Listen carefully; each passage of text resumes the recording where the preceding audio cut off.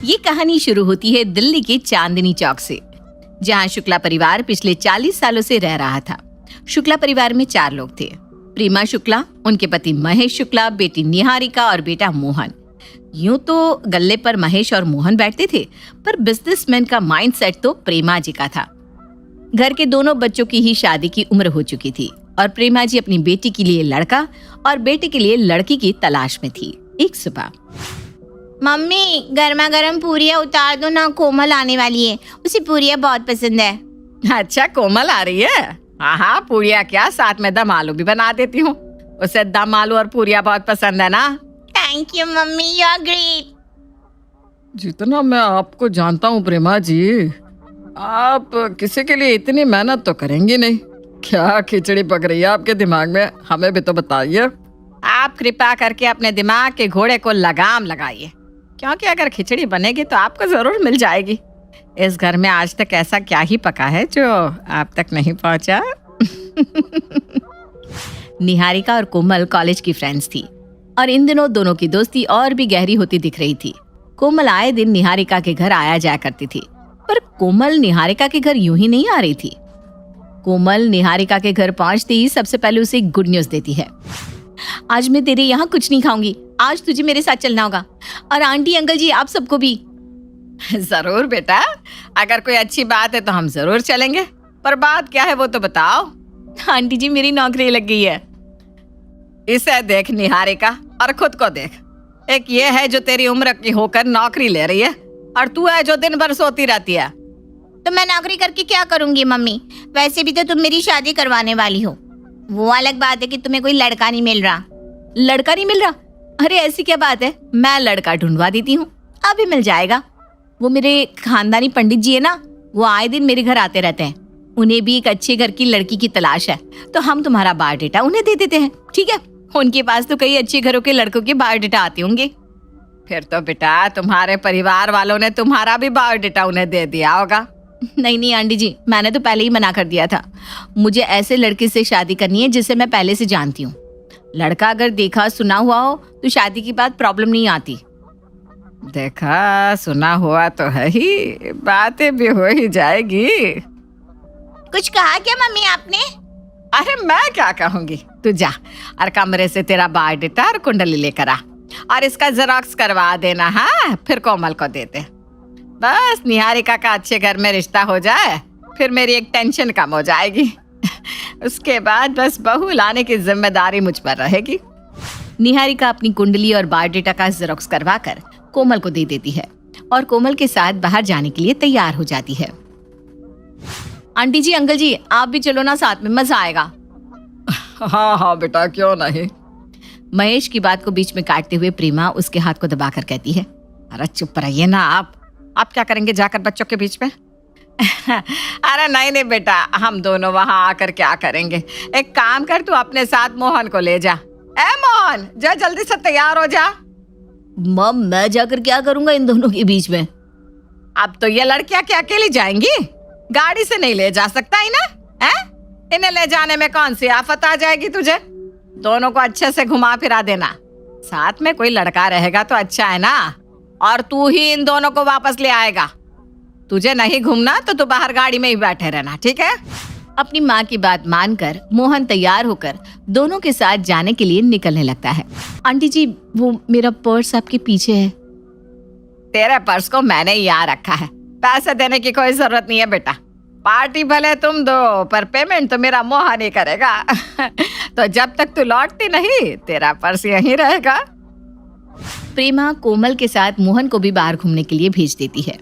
प्रेमा जो बिना मतलब के किसी से 2 मीठे बोल भी ना बोले, उसकी हरकतों में ऐसे बदलाव को देखकर महेश जी गहरे चिंतन में डूब चुके थे। इनसे प्रेमा का ये बदला हुआ अंदाज बर्दाश्त नहीं हो रहा था। तभी वो प्रेमा से कहते हैं, करना क्या चाह रही हैं आप प्रेमा जी? आपको तो पड़ी नहीं है अपने बेटे की, 29 साल का हो गया है वो, और अब भी अगर उसे अच्छी लड़की नहीं मिली तब तो हो गई शादी उसकी। कोमल बहुत अच्छी है, अब तो उसकी नौकरी भी लग गई है, अपने खानदान में इकलौती भी है। अगर वो हमारे घर आ गई तो सोने में सुगंध वाली बात नहीं हो जाएगी क्या? रही बात संपन्नता की, तो उसके माँ बाप अपने जाने के बाद सारी संपत्ति किसे देकर जाएंगे? अपनी इकलौती बेटी कोमल को ही ना। जो कोमल का होगा वो हमारे मोहन का ही हो जाएगा। बस इसीलिए मैं दोनों की दोस्ती करवाना चाह रही हूँ। मान गए प्रेमा जी आपको। कोमल ही हमारी निहारिका की शादी करवाएगी और उसी को हम अपनी बहू बनाकर भी ले आएंगे। एक ही बार पूरी बनाकर अपनी सारी भूख मिटा दी आपने तो। यह तो दुनिया का दस्तूर है महेश जी। बिना रोए तो माँ भी बच्चे को दूध नहीं पिलाती, तो किसी को बहू बनाने के लिए मुझे भी तो 2-4 मीठे बोल बोलने ही पड़ेंगे ना। बाहर एक साथ घूमने के बाद मोहन और कोमल की अच्छी खासी बातचीत हो जाती है। अब आए दिन प्रेमा कोमल और निहारिका को मोहन के साथ बाहर भेज दिया करती, ताकि लगातार मिलने के कारण मोहन और कोमल के बीच में नजदीकियां बढ़ जाए। और ऐसा ही होता है। और फिर एक दिन वही होता है जिसका प्रेमा को इंतजार था। एक दोपहर मोहन अपनी माँ के पास आकर कहता है, मम्मी मुझे आपसे कुछ कहना है। वो तो कहना ही था बेटा, कहो कहो। मम्मी मैं और कोमल एक दूसरे को पसंद करते हैं और कोमल चाहती है कि मैं आप दोनों के साथ उसके घर उसका हाथ मांगने जाऊं। महेश जी देखिए, ढूंढ ली बहू हमारे बेटे ने। वैसे तेरे लिए खुशखबरी ये है कि निहारिका के लिए भी एक लड़के का रिश्ता आया है। बहुत ही अच्छा लड़का है। पहले निहारिका को विदा कर देते हैं, उसके बाद फौरन तुम्हारी शादी कोमल से करवा देंगे। निहारिका की शादी की तारीख निकल जाती है और वो विदा होकर अपने ससुराल चली जाती है। अब बस अच्छी सी तारीख देखकर मोहन और कोमल की शादी करा देते हैं।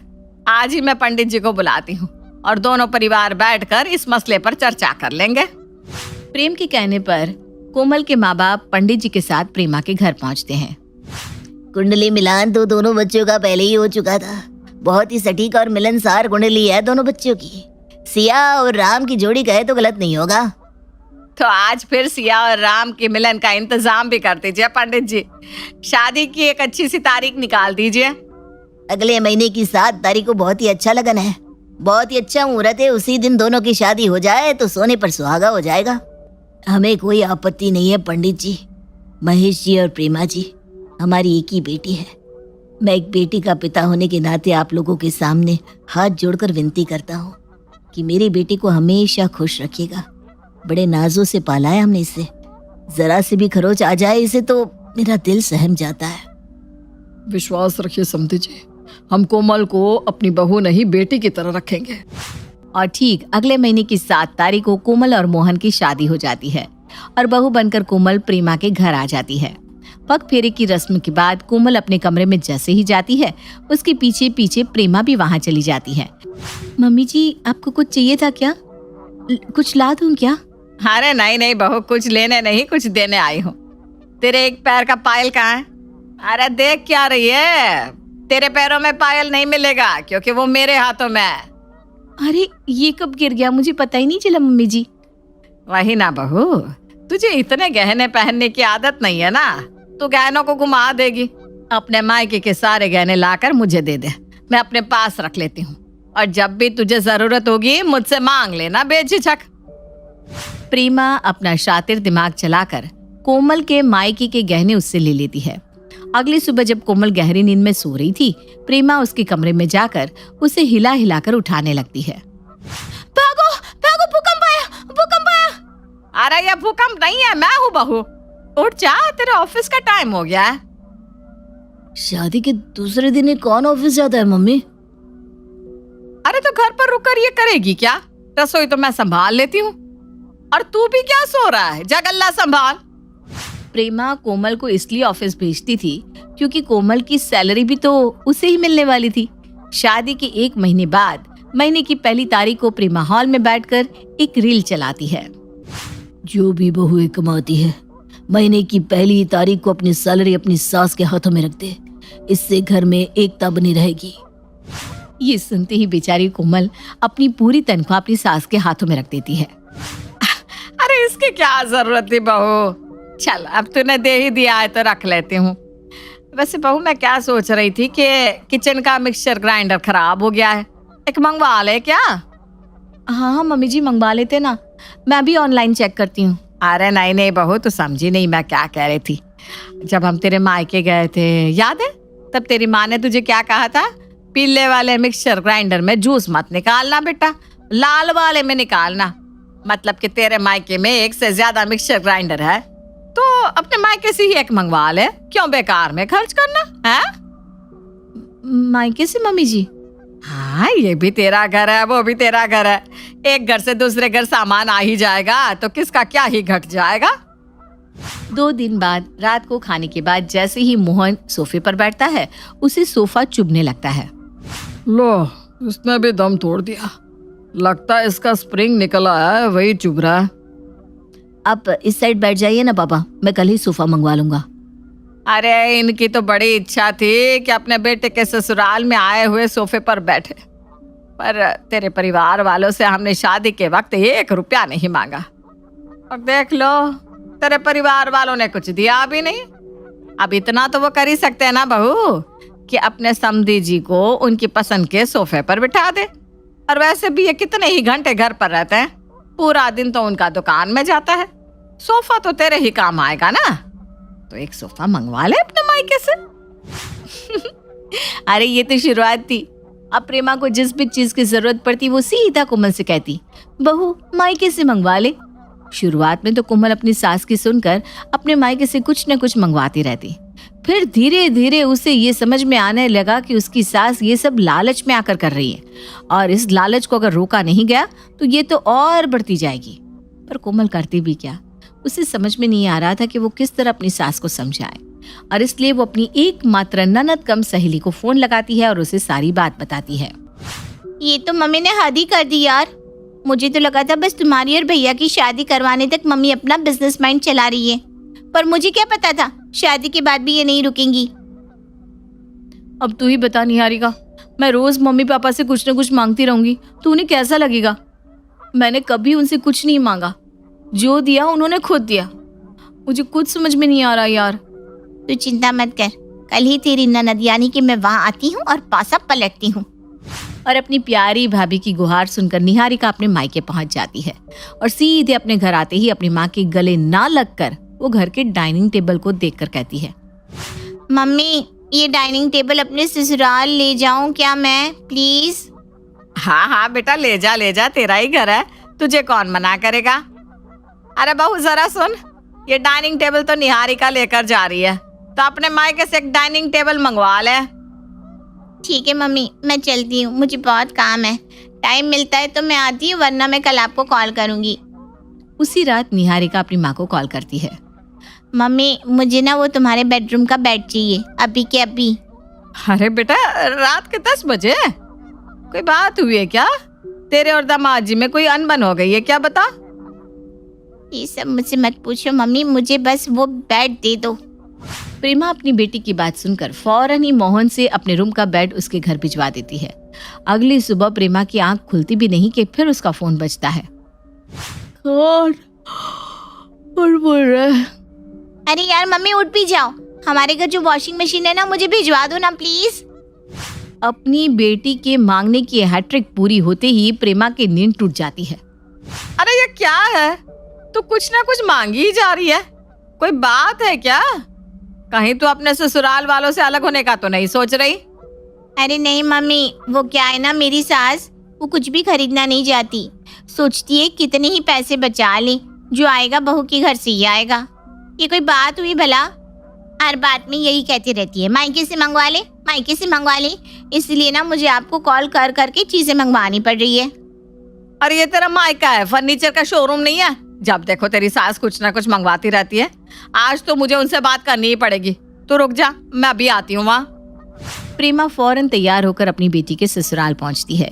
निहारिका के ससुराल पहुंचते ही उसे ऐसा लगता है कि वो अपने ही घर में आ गई हो, क्योंकि उसके खुद के घर से ज्यादा उसके घर की चीज उसकी बेटी के ससुराल में दिख रही थी। यह क्या समधन जी, ये कोई बात हुई भला? अपनी बेटी की शादी में क्या कुछ नहीं दिया हमने आपको? कोई कमी रखी थी क्या खातिरदारी में? फिर भी आप आए दिन कुछ ना कुछ हमसे मंगवाती रहती हैं। ऐसी तो कोई बात नहीं है समधन जी। अरे बहू, आज भी तूने अपने मायके से कुछ मंगवा लिया क्या? क्योंकि जितना मुझे याद है आज तो मैंने तुझे एक दिन का ब्रेक लेने को कहा था, क्योंकि लगातार कुछ न कुछ भेज भेज कर आप भी थक गई होंगी ना। मैं आपकी तकलीफ समझ सकती हूँ समधन जी, पर वो क्या है ना समधन जी, मैं भी मजबूर हूँ। मैं आपसे कुछ मांगना नहीं चाहती, पर मेरी बेटी जिस घर में ब्याह कर गई है ना, वहाँ उसकी सास हर रोज उससे एक ही बात कहती है, ये मायके से मंगवा ले, वो मायके से मंगवा ले। अब आप ही बताइए समधन जी, कहाँ से आएंगी इतनी चीजें हमारे पास? हमारे पास देने को है ही कितना, इसलिए मुझे ना वही शब्द अपनी बहू से भी कहने पड़ते हैं। जो आपके पास से लेकर आती है ना, वही सामान मैं अपनी बेटी को पहुंचा देती हूँ। वैसे आपको किस बात की तकलीफ हो रही है? आप भी तो अपनी बहू के मायके से ही सामान मंगवाती है। ये सब तो कोमल के मायके का है ना, तो आप तो किसी तरह भी घाटे में नहीं है। आप किस बात की कंप्लेंट करने आ गई मेरे पास? ये सुनते ही प्रेमा की आंखों के सामने लगा पर्दा हट जाता है। उसे समझ में आ जाता है कि वो अपनी बहू के साथ क्या कर रही थी। पर समधन जी, ये तो गलत है ना। हर सास अगर अपनी बहू को उसके मायके से कुछ न कुछ लाने को कहती रहेगी तो ये रिवाज तो चलता ही जाएगा। इस पर किसी को तो रोक लगानी ही पड़ेगी। तो इस रोक में पहला कदम आप ही बढ़ा दो ना मम्मी। अपनी बहू के मायके से सामान मंगवाना बंद कर दो। तो सही कह रही है बेटा, न जाने अनजाने में मैंने कोमल से क्या क्या नहीं ले लिया। आपने तो आज मेरी आंखें खोल दी समधन जी।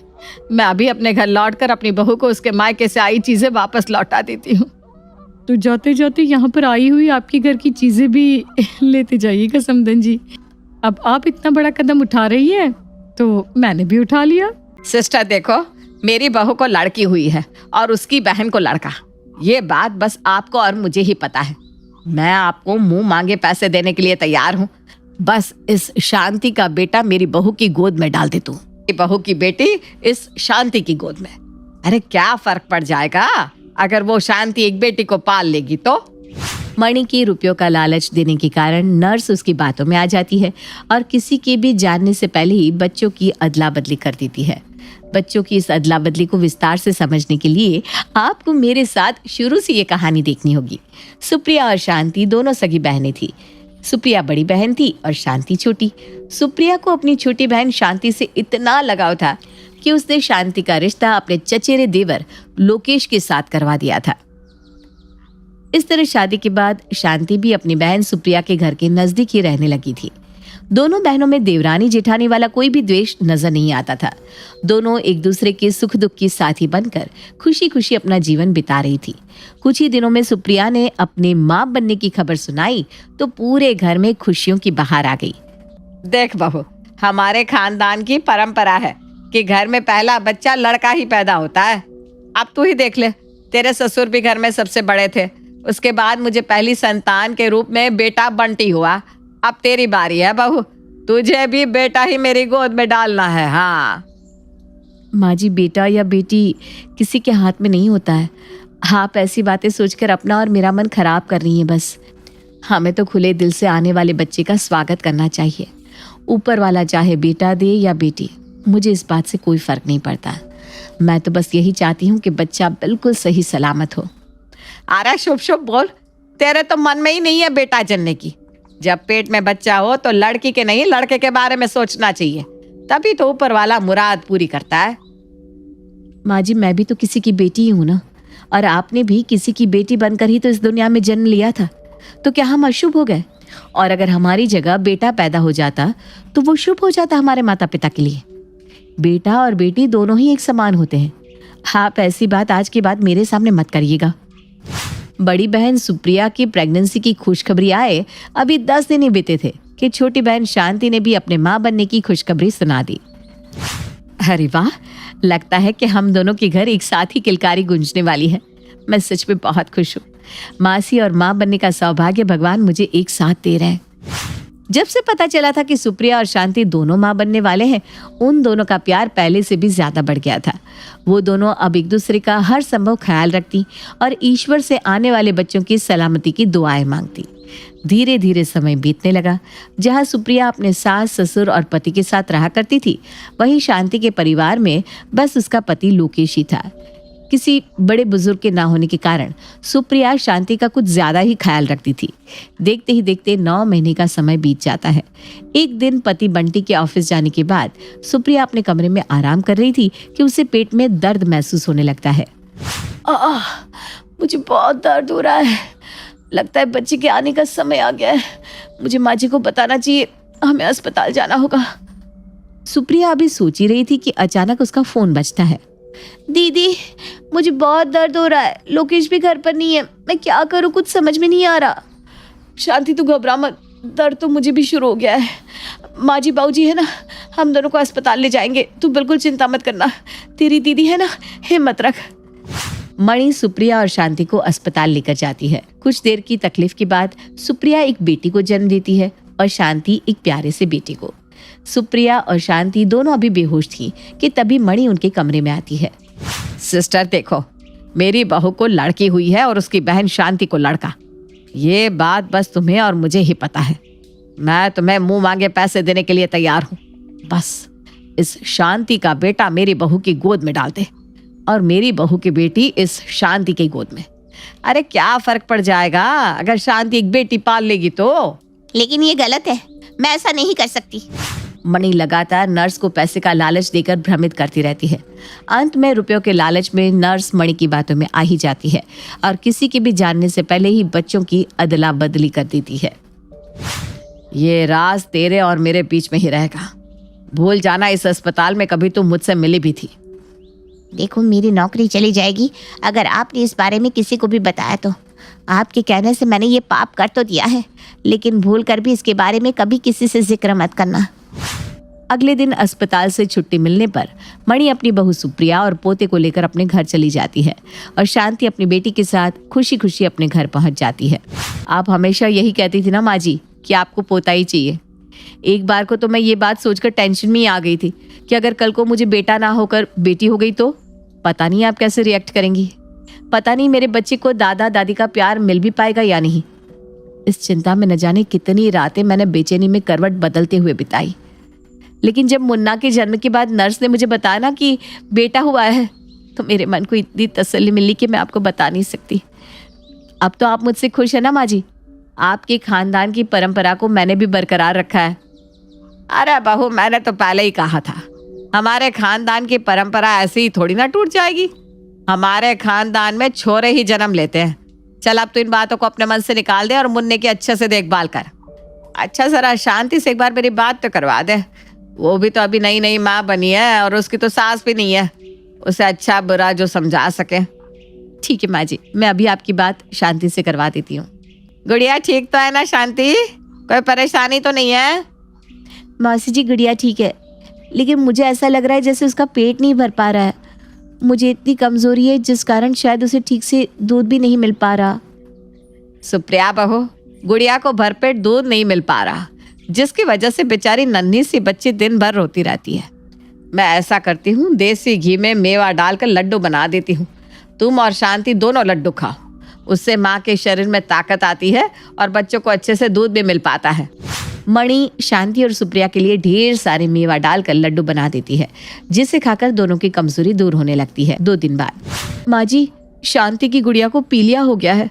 बेचारी शांति बहुत परेशान है। हे राम, क्या हो गया बच्चे को? यह शांति उसका ढंग से ख्याल नहीं रख रही है क्या? ऐसी बात तो नहीं है माँ जी, वो भी बेचारी अकेली है ना। अभी तो उसे भी देखभाल की जरूरत है। उसकी देखभाल करने वाला भी तो वहाँ कोई नहीं है। बहू, तो मुन्ने का ख्याल रखना। मैं जरा गुड़िया को देख कर आती हूँ, मेरा दिल नहीं मान रहा।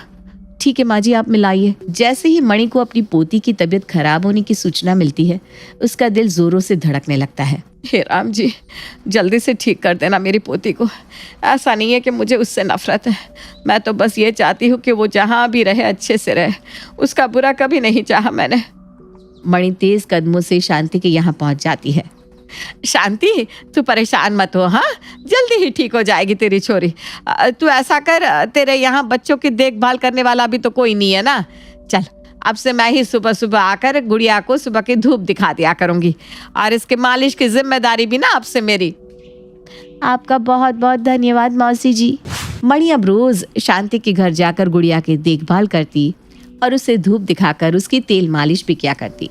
कुछ दिनों में गुड़िया तो स्वस्थ हो गई थी, लेकिन मणि के दिल की डोर अब गुड़िया के साथ बहुत मजबूती से बंध गई थी। शांति बेटा, तू अकेले परेशान हो जाएगी। कैसे घर और गुड़िया को अकेले संभाल पाएगी तू? ऐसा क्या कर, गुड़िया को ना मेरे पास छोड़ जाया कर।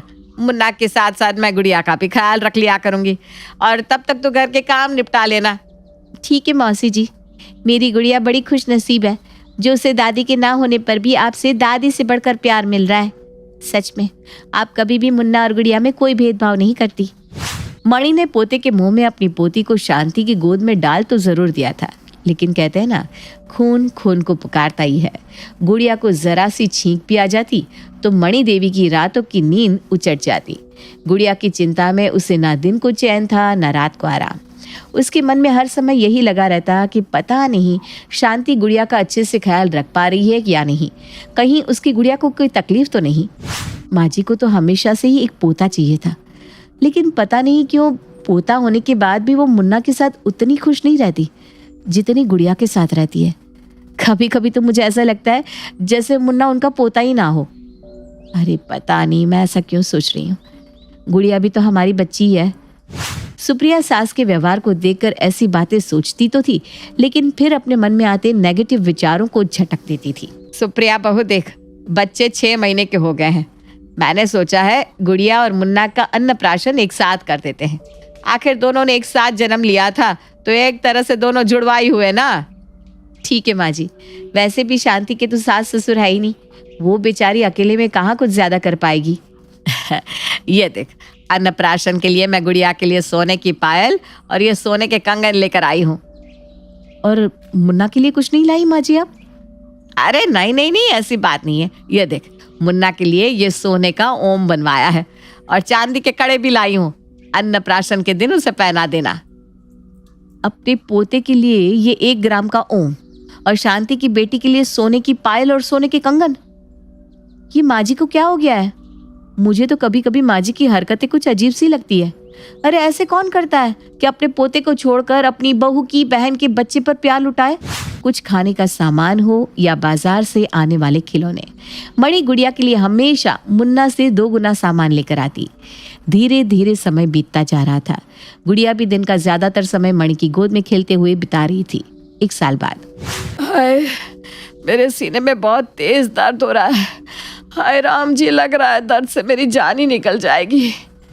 आधी रात को मणि के सीने में जोरों से दर्द होने लगा था। मणि की ऐसी हालत देखकर सुप्रिया और उसका पति उसे आनन फानन में अस्पताल लेकर जाते हैं। अब बहुत सही समय पर इन्हें अस्पताल लेकर आ गए, वरना आज इन्हें कुछ भी हो सकता था। इन्हें हार्ट अटैक आया है, लेकिन चिंता की कोई बात नहीं है, फिलहाल ये खतरे से बाहर है। 4-5 दिन में मणि ठीक होकर अस्पताल से अपने घर वापस आ गई थी, लेकिन अब ये बात उसके मन में बहुत गहराई तक बैठ गई थी कि अब उसका कोई ठिकाना नहीं है।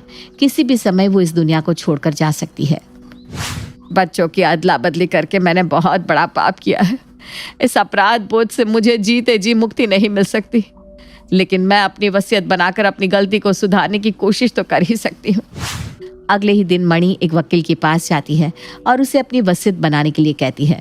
कुछ दिन बाद वकील वसीयत लेकर शांति के घर पहुंचता है।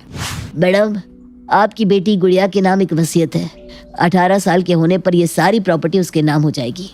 तब तक आप इन कागजों को अपने पास संभाल कर रखिए। शांति कागज खोलकर देखती है तो आश्चर्य से उसकी आंखें फटी की फटी रह जाती है। सुप्रिया की सास मणि ने अपनी प्रॉपर्टी का 70% हिस्सा गुड्डी के नाम कर दिया था। शांति उन कागजों को लेकर दौड़ती हुई सुप्रिया के पास जाती है। मैं जानती हूँ दीदी, मौसी जी ने जो भी किया वो सही नहीं है। आपकी जगह कोई भी होता तो ये सब बर्दाश्त नहीं कर पाता। आप शायद आज तक मौसी जी के मेरी बेटी के प्रति ज़रूरत से ज़्यादा लाड़ प्यार को इसलिए बर्दाश्त करती आई है क्योंकि मैं आपकी सगी बहन हूँ। लेकिन बच्चों को प्यार करना अलग बात है और अपनी प्रॉपर्टी किसी बाहर के बच्चे के नाम कर देना अलग। ये बिल्कुल गलत है दीदी। मैं खुद इस बात के पक्ष में नहीं हूँ। अपने मन में इस बात को लेकर किसी प्रकार की खटास मत आने देना। मेरी गुड़िया इस प्रॉपर्टी में से 1 रुपये की भी हिस्सेदारी लेने कभी नहीं आएगी। मैं नहीं जानती मौसी जी ने क्या सोचकर ये वसीयत मेरी बेटी के नाम लिखी है। इस प्रॉपर्टी पर सिर्फ और सिर्फ मुन्ना का हक है। गुड़िया को आप सबका प्यार मिल रहा है, उससे ज्यादा हमें कोई इच्छा नहीं है। तू परेशान मत हो शांति। मैं जानती हूँ माँ जी ने ये जो भी वसीयत लिखी है उसमें तेरी या गुड़िया की कोई गलती नहीं है। अरे गुड़िया तो अभी पूरे 2 साल की भी नहीं हुई। उस मासूम बच्चे को वसीयत और जमीन जायदाद के बारे में क्या पता। और तू तो मेरी सगी बहन है पगली। तुझ पर मुझे पूरा भरोसा है। मैं जानती हूँ तू अपनी दीदी के हिस्से का 1 रुपया भी अपने पास नहीं रख सकती। तू बेफिक्र होकर अपने घर जा। मुझे तुझसे कोई शिकवा या शिकायत नहीं है, लेकिन इन सवालों के जवाब अब माँ जी को देने ही होंगे। जिन बातों को मैं आज तक इग्नोर करती आई हूँ उनके जवाब मांगने का समय आ गया है। कुछ देर के बाद मणि देवी सत्संग सुनकर घर लौटती है तो देखती है सामने बेटा बहू खड़े हैं। मम्मी, आप खुद बताना चाहोगे या हम बताएं आपको? अरे क्या बात हो गई बेटा? मम्मी, अब सच सच बताओ, किस अनाथ आश्रम से उठाकर लाई थी आप मुझे? मैं आपका सगा बेटा नहीं हूं ना? अरे भांग खा कर आया है क्या? कैसे बैकी बैकी बातें कर रहा है? अच्छा, मैंने भांग खा रखी है तो ठीक है, आप तो होश में हो ना। आप ही बता दो क्या है ये? मेरे और मेरे बेटे के होते हुए आपने अपनी प्रॉपर्टी का वारिस गुड़िया को बना दिया। मेरे बेटे ने क्या बिगाड़ा है आपका? सच सच बताओ मम्मी। सच जानकर तुम सब मुझसे नफरत करने लगोगे, लेकिन फिर भी आज मैं सबको सच बताना चाहती हूँ। मणि शांति को भी अपने घर बुला लेती है। जिस दिन मुन्ना और गुड़िया का जन्म हुआ, अस्पताल के वार्ड में मैं अकेली थी इन दोनों के साथ। सुप्रिया ने एक बेटी को जन्म दिया था और शांति ने बेटे को। मेरी नीयत बदल गई।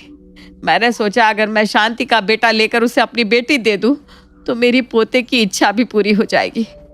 बच्चों की अदला बदली तो मैंने कर दी, लेकिन मैं कभी ये बात अपने मन को नहीं समझा पाई कि अब गुड़िया नहीं, मुन्ना हमारा खून है।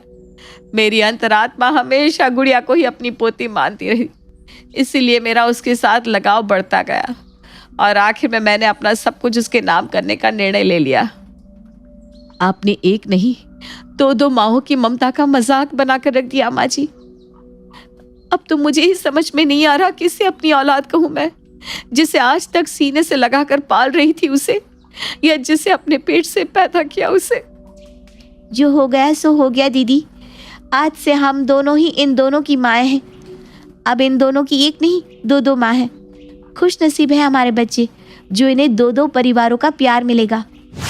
शांति की बात सुनकर सुप्रिया भी अपने आंसू पोंछ लेती है और दोनों बच्चों के प्रति अपने फर्ज निभाने का वादा कर लेती है। विनोद गुप्ता एक छोटी सी दुकान चलाते थे। उनकी एक ही बेटी थी जिसका नाम था अंजलि। विनोद जी अपनी बेटी को जान से भी ज्यादा प्रेम करते थे।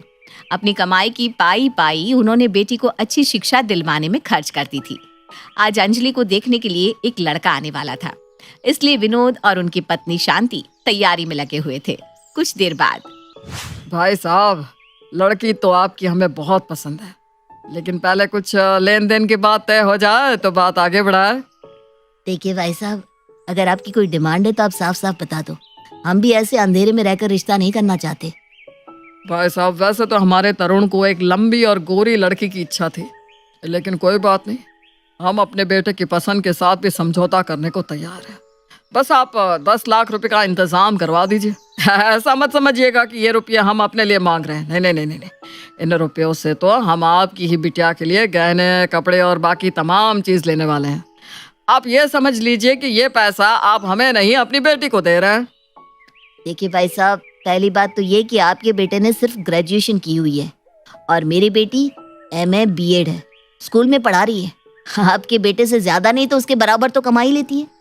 अगर ये दहेज आप मेरी बेटी के छोटे कद या जैसा आपने कहा दबे रंग के कारण मांग रहे हैं तो माफ कीजिए, हमें नहीं लगता कि दहेज देकर हमें आपके बेटे से कोई बेमेल रिश्ता जुड़ना चाहिए। आप बिटिया में कमी भी निकाल रहे हैं और रिश्ता भी मांग रहे हैं। अरे भाई साहब, आप किस दुनिया में जी रहे हैं? आप लड़की को कलेक्टर भी बना दीजिए, उसके बाद भी शादी में दहेज तो लड़की का बाप देगा ही। आपकी बेटी मेरे बेटे से ज्यादा पढ़ी लिखी है, तो आप क्या चाह रहे हैं कि शादी में दहेज हम दे आपकी बेटी को? सही बताए तो भाई साहब, हम दहेज लेने और देने दोनों के सख्त खिलाफ हैं। हमारा संबंध आपके साथ जुड़ नहीं पाएगा। विनोद की बात सुनकर लड़के वाले वहां से लौट जाते हैं। कुछ दिन बाद, अरे शांति, सब तैयारियां हो गई ना? लड़के वाले बस आते ही होंगे। सब तैयारी हो गई है अंजलि के पापा, लेकिन तैयारी करने से कहाँ कोई फायदा होता है। होना तो आज भी वही है जो आज तक होता रहा है। अरे भाग्यवान, तुम ऐसा क्यों सोचती हो? भगवान जब बेटी देता है तो उसका जोड़ा भी जरूर बनाकर भेजता है। और वैसे भी कहते हैं ना, ईश्वर के घर में देर है लेकिन अंधेर नहीं है। माना कि हमें अपनी बिटिया के लिए लड़का ढूंढने में थोड़ा समय लग रहा है, लेकिन देखना, हमें जल्द ही कोई अच्छा लड़का मिल ही जाएगा। थोड़ी देर हो गई होती ना तो मैं ऐसी बातें नहीं करती। पूरे 4 साल हो गए हैं, एक के बाद दूसरा, दूसरे के बाद तीसरा। अब तो मैं गिनती भी भूल गई हूँ कि इस घर में आज तक कितने लड़के हमारी अंजलि को देखने आ चुके हैं। अब तो रिश्तेदार भी पूछने लगे हैं कि अंजलि 30 की उम्र छूने को तैयार है, हम लोग उसकी शादी कब करेंगे। तभी जुबान में ये बात भी सोसाइटी में उड़ गई है कि ज़रूर हमारी लड़की में कोई ना कोई कमी है, जिसकी वजह से सब रिश्ते हाथ से निकलते जाते हैं। अब दुनिया को क्या बताए शांति कि कमी हमारी बिटिया में नहीं, हमारे गरीब होने में है। अरे मिडिल क्लास आदमी अपने बच्चों को पढ़ा लिखा कर काबिल बनाए या बेटियों की शादी के लिए दहेज जोड़े।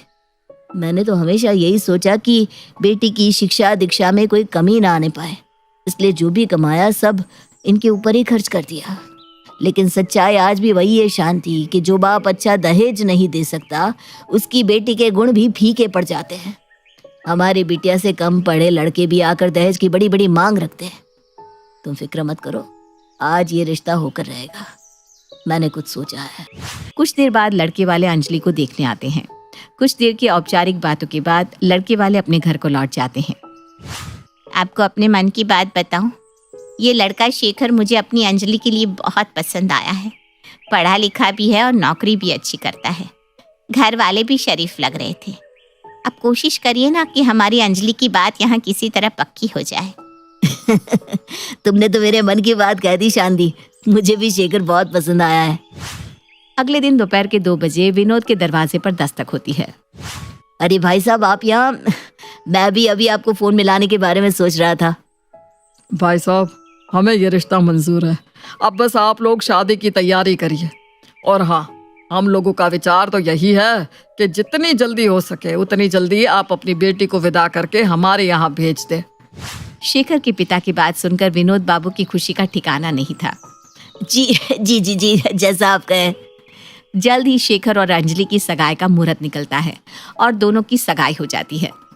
सगाई के बाद अब शेखर और अंजलि में अक्सर ही फोन पर बातें होने लगती है। आप ठीक कहते थे, ऊपर वाले के यहाँ देर है लेकिन अंधेर नहीं। बेशक हमें अंजलि के लिए लड़का ढूंढने में 4 साल लगे, लेकिन बिल्कुल हीरे जैसा लड़का मिला है हमें हमारी अंजलि के लिए। और दोनों को एक साथ देखकर तो ऐसा लगता है ऊपर वाले ने फुर्सत से बनाई है इनकी जोड़ी। शांति, रिश्ता तो हमने अपनी समझ से तय कर दिया, लेकिन कभी कभी मेरे मन में यही ख्याल आता है कि बिटिया को ये रिश्ता पसंद तो है ना। कहीं ऐसा तो नहीं कि हमारी खुशी के लिए उसने हाँ कर दिया हो। अरे नहीं जी, मैंने अंजलि की आंखों में देखा है, उसके चेहरे की खुशी देखते ही बनती है। अब तो दोनों घंटों फोन पर बातें भी करते हैं। शादी में 1 महीने का समय रह गया है। अब तो मेरी ईश्वर से यही प्रार्थना है कि बस अच्छे से हो जाए सब। विनोद और शांति अपनी बेटी अंजलि की शादी की तैयारी में व्यस्त थे कि तभी अचानक एक दिन शेखर के पिता अरुण का फोन आता है। विनोद भाई साहब, आपसे कुछ ज़रूरी बात करनी थी। आप कहे तो हम आपके यहाँ आ जाए। जी भाई साहब, बिल्कुल आ जाइए, आप ही का घर है। जब आपका मन करे आप अधिकार से आ सकते हैं यहाँ। कुछ देर बाद अरुण अपने बड़े भाई साहब को लेकर विनोद के यहाँ पहुँच जाता है। अंजलि उस समय अपनी जॉब पर गई हुई थी और घर में सिर्फ विनोद और उसकी पत्नी शांति ही थे। भाई साहब, रिश्ता तो पक्का हो गया, लेकिन लेन देन की कोई बात तो इसने की ही नहीं। वो क्या है ना, मेरा छोटा भाई जरा संकोची स्वभाव का है। आज हमें पता चला तो हमने कहा चलो इसमें संकोच कैसा, रिश्तेदारी जोड़ रहा है तो बातें दोनों पक्ष के बीच साफ होनी चाहिए। जी भाई साहब, ठीक है आपने। देखिए भाई साहब, ऐसी कोई विशेष मांग तो है नहीं हमारी। अब अपनी बेटी की गृहस्थी के लिए जरूरी सामान तो हर बाप उसे देता ही है। जी, लेकिन आप अपने विचार थोड़े खुलकर बता देते तो हमें आसानी होती। भाई साहब देखिए, घर का फर्नीचर, इलेक्ट्रॉनिक्स का सामान तो आप देंगे ही, बस थोड़ा देख लीजिएगा कि टीवी 65 इंच से कम का ना हो, और वो लकड़ी का नहीं, एल शेप का सोफा आता है, वही बुक कर देना आप। अब शादी के बाद आपकी बेटी हमारे शेखर के साथ बेंगलुरु रहने जाएगी। बेटा तो हमारा पूरा दिन ऑफिस में रहता है, घर में रहेगा कौन? आपकी बेटी ही तो रहेगी, सही कहा ना। अब आजकल की लड़कियां कहाँ गर्मी में रह पाती है, तो उसके लिए एसी जरूर लगवा दीजिएगा। और हमारे बेटे को ना पिज्ज़ा खाना बड़ा पसंद है, तो अवन थोड़ा अच्छी क्वालिटी का लेना जिसमें पिज्ज़ा वगैरह ज़रा बढ़िया से बन जाए। जी जी ठीक है, कोई समस्या नहीं, हम करवा देंगे। भाई साहब, हमें एक बात और कहनी थी।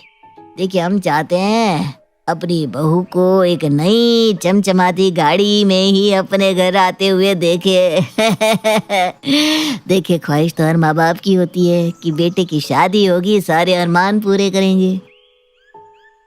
वैसे सच बताऊं तो गाड़ी का मेरा बजट नहीं है, लेकिन फिर भी बच्चों की खुशी से बढ़कर कोई चीज़ नहीं है। मैं किसी तरह ये भी करवा दूंगा, बस अब बारात लाने की तैयारी करिए। अरुण के जाने के बाद ये क्या किया जी आपने? उनकी सारी डिमांड पर हाँ कर दिया। गाड़ी देने का हमारा तो कोई विचार नहीं था, अब अचानक से कहाँ से इतने पैसे आएंगे?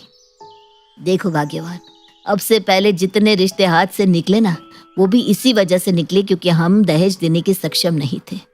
अब तो सगाई भी हो चुकी है। अब एक और रिश्ता दहेज के लिए तोड़कर मैं अपनी बेटी का गुनहगार नहीं बनना चाहता।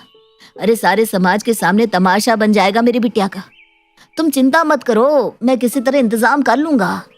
लेकिन ये तो गलत बात है ना कि सगाई से पहले तो उन्होंने अपनी कोई डिमांड हमारे सामने नहीं रखी और अब अचानक से इनकी डिमांडें सामने आ रही है। अरे भाग्यवान, हम लड़की वाले हैं।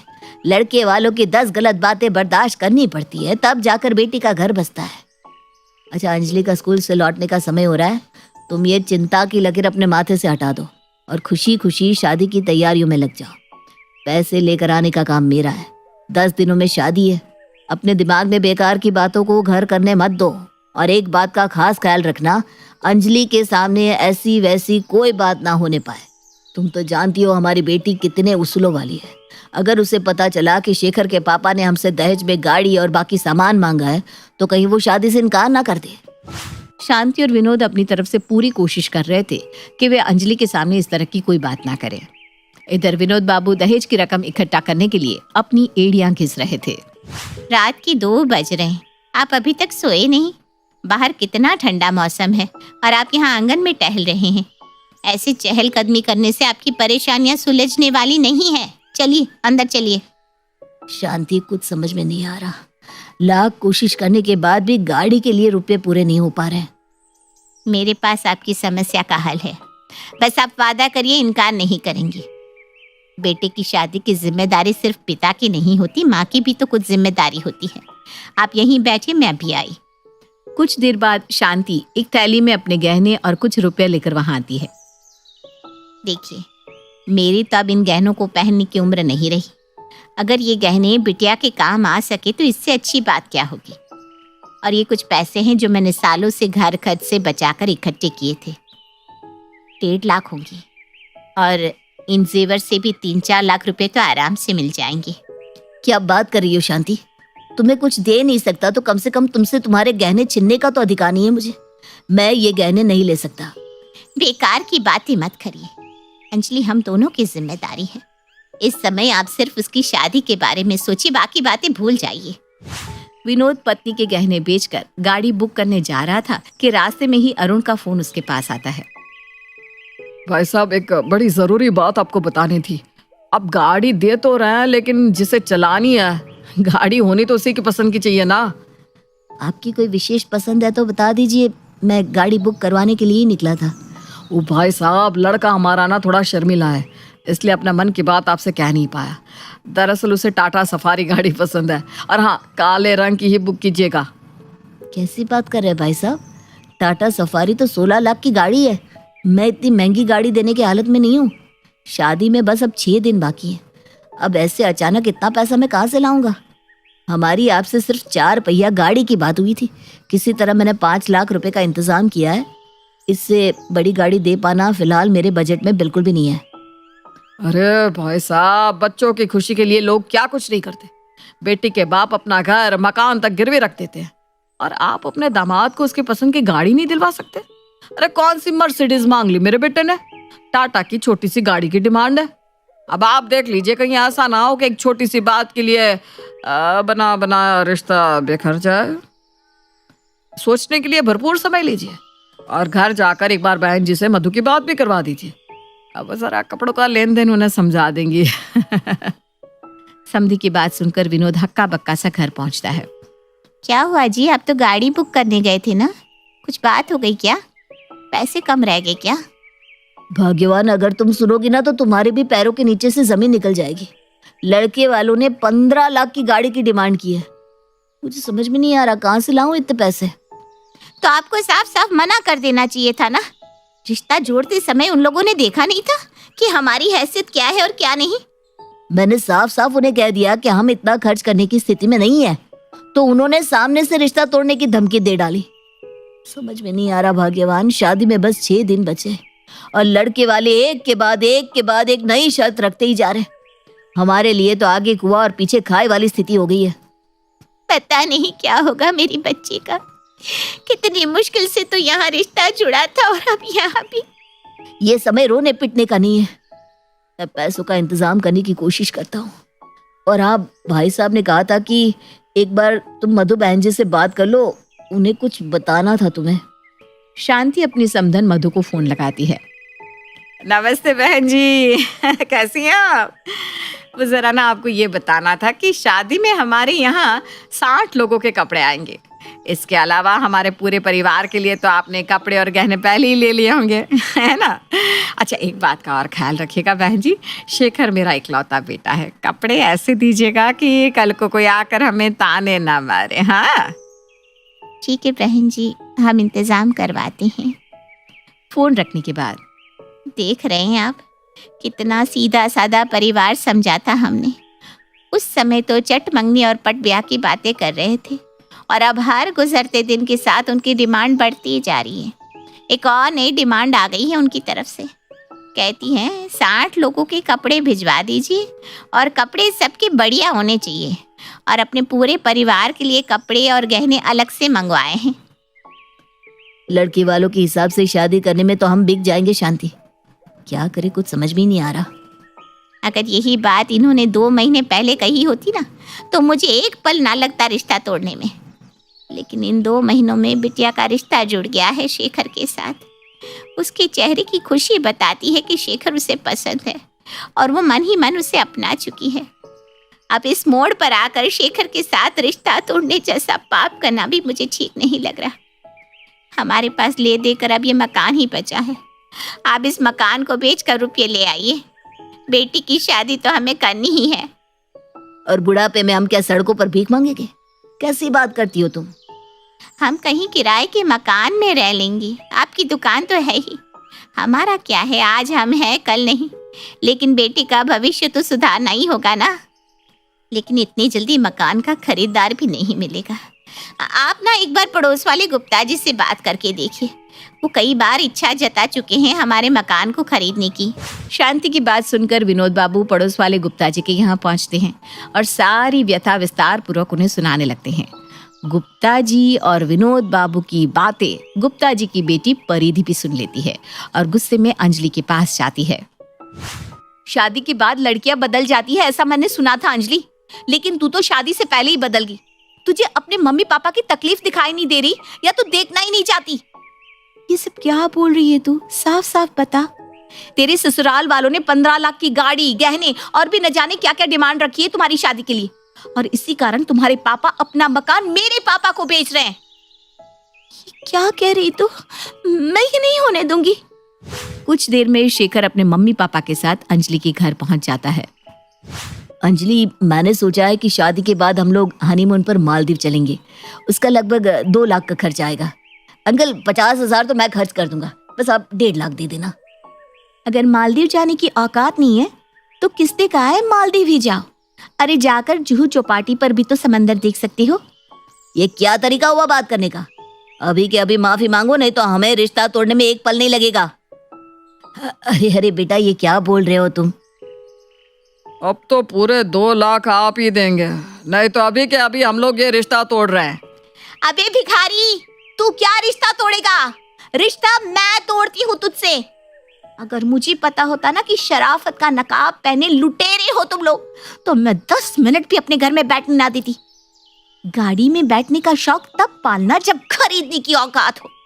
जितना सामान आप अपने जीवन भर की कमाई से नहीं खरीद सकते, चाहते हैं कि एक पल में मेरे पापा आपको खरीद कर दे दे। हाँ, आपका बेटा ना हुआ ब्लैंक चेक हो गया। शर्म नाम की कोई चीज है या नहीं आप लोगों में? मेरे पापा कह कहकर थके कि उनके पास पैसे नहीं है, उनके पास पैसे नहीं है, लेकिन आप लोगों को शर्म नहीं आ रही है। एक के बाद दूसरी डिमांड, दूसरी के बाद तीसरी डिमांड, और आज फिर चले आए बेशर्मों की तरह यहाँ 2 लाख मांगने। अरे थू है आप जैसे लोगों पर। 2 मिनट के अंदर यहाँ से दफा हो जाइए, वरना धक्के मार के घर से बाहर निकाल दूंगी। अंजलि की बात सुनकर शेखर और उसके पापा बेइज्जत होकर वहां से चले जाते हैं। पापा, इन भेड़ियों से मेरा ब्याह कराने से अच्छा है कि आप यही मेरा गला दबाकर मार डालिए, क्योंकि इनकी भूख कभी खत्म नहीं होने वाली।